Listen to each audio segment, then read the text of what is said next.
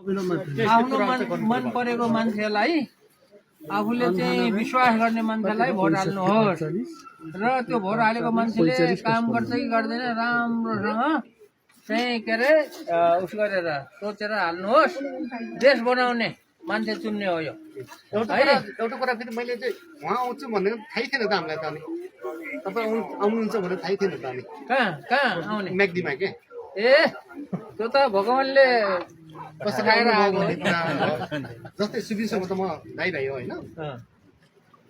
उसले पनि कुरा गर्थ्यो अघि कसले सुबिनले के कसैले भनेको थिएन।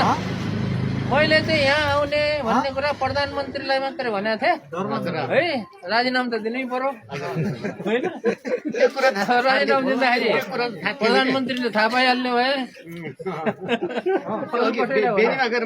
अनि मन्त्रीलाई छोडेपछि छोड्नु बेलामा सचिवलाई त भन्नु पर्यो। प्रधानमन्त्री र सचिवलाई भनेर निस्केर बेनीमा त्यही भएको मगाएको थिएँ होइन।